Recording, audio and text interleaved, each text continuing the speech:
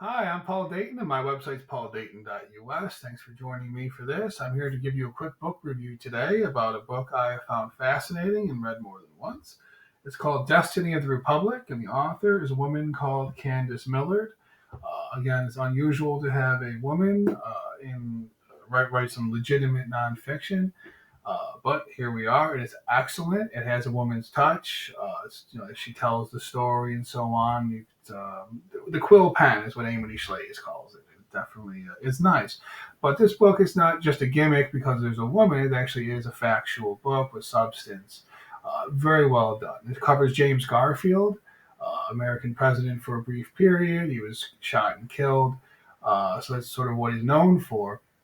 But this covers not only his rise, his election, and then the episode after he got shot, which is reminiscent of 2020 to contemporary viewers or readers, where you had a national sort of emergency, different than the president shot versus the COVID monster, but you had a person in charge who was appointed for political reasons, although he had a medical credential. He was just there for political reasons, and political motives guided his conduct.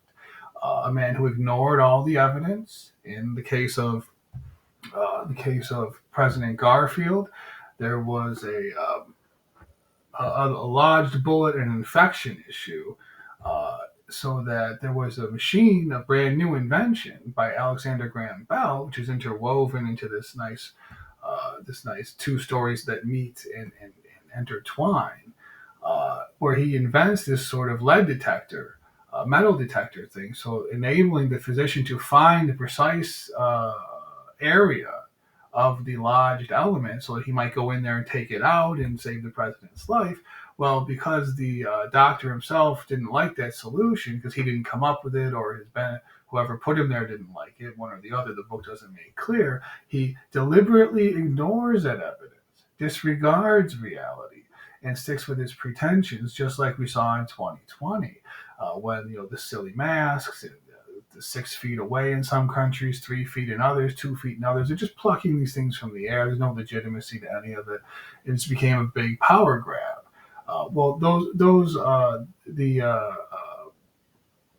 What's the word? Similarities between Fauci and this doctor are very clear and obvious to contemporary readers.